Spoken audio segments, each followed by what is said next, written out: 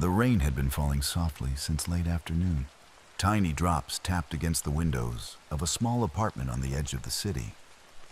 Inside, a man named Daniel sat alone in his favorite chair, staring at a cup of tea that had long gone cold.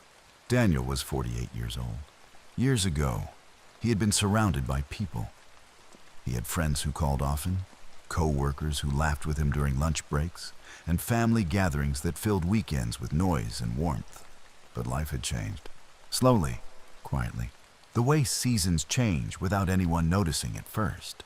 His parents had passed away. Old friends had moved to different states. Work became remote. The apartment that once felt peaceful now felt far too silent. And with the silence came sleepless nights. At first, Daniel thought it would pass. A few restless evenings, a few nights staring at the ceiling. But weeks became months. Months became years.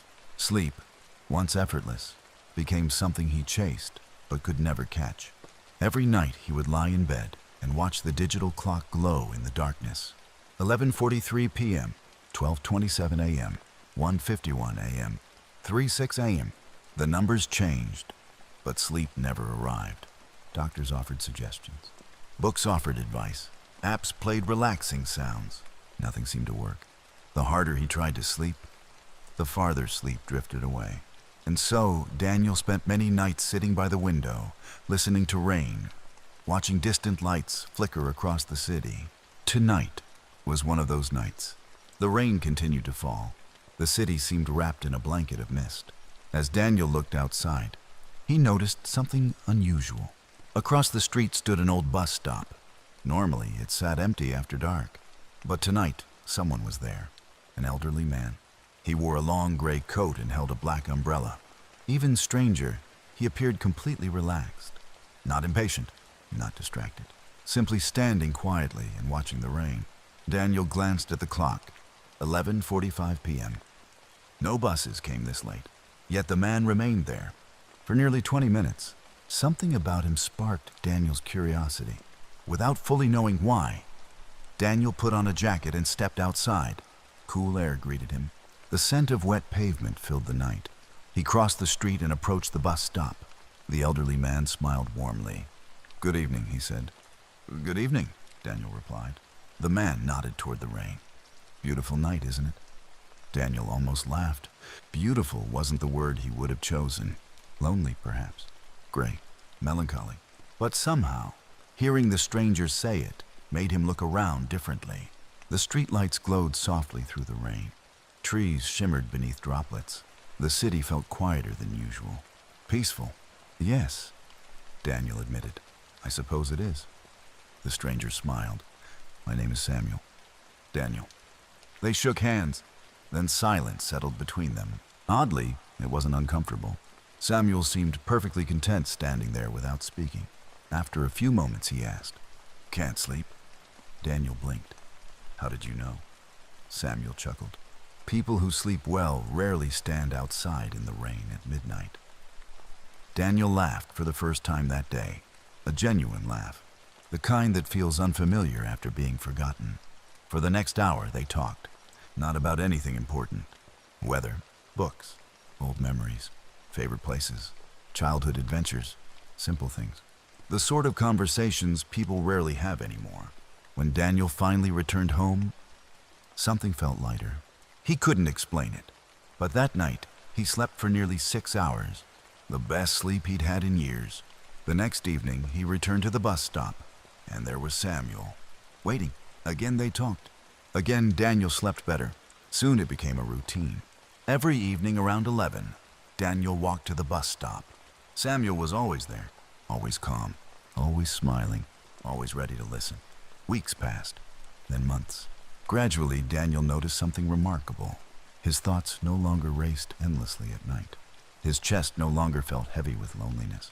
The silence in his apartment no longer seemed frightening. Instead, it felt restful. One evening, Daniel asked, "Why do you come here every night?" Samuel looked toward the rain-soaked street.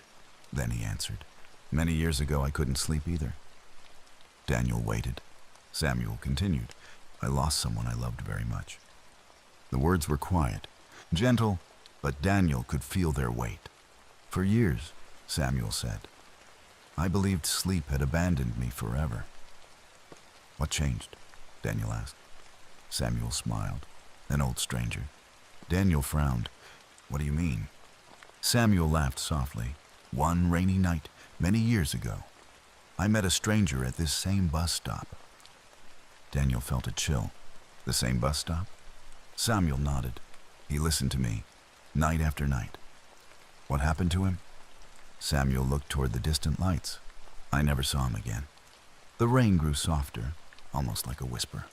But before he disappeared, Samuel said, he told me something I never forgot. Daniel leaned forward. What was it?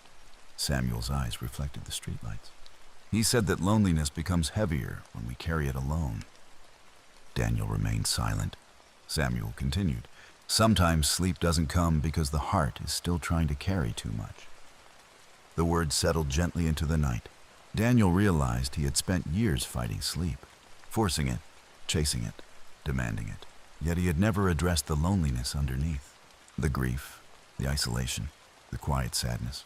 Perhaps sleep had never been the true problem. Perhaps it had only been a symptom. Months continued to pass. Winter arrived. The city grew colder. Holiday lights appeared in windows. People hurried through snowy streets. And every evening, Daniel and Samuel met at the bus stop until one night. Samuel wasn't there. Daniel waited. 15 minutes, 30 minutes, an hour, no sign of him.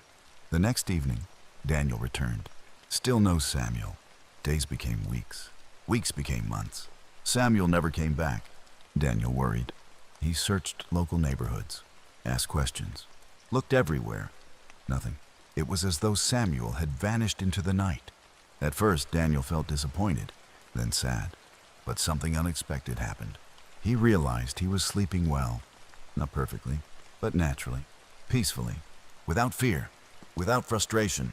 One rainy evening, nearly a year later, Daniel found himself standing at the same bus stop.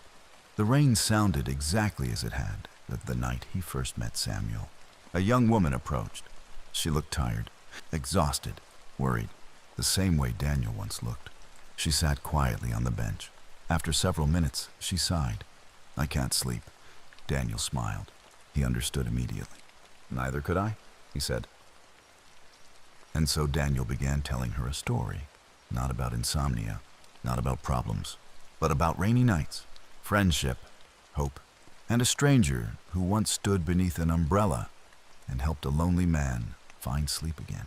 The rain continued falling softly.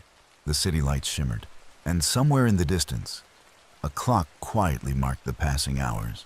But tonight, there was no rush, no anxiety, no struggle, only the gentle rhythm of rain, the comfort of human connection, and the peaceful understanding that none of us were ever meant to carry life's burdens alone. As the night grew deeper, calm settled over the city. Windows darkened one by one. The streets became quiet, and if you listen closely, perhaps you can hear the rain too. Soft, steady, gentle, a reminder that every storm eventually passes, every lonely night eventually ends, and somewhere ahead, beyond the darkness, rest is waiting, waiting patiently, just for you.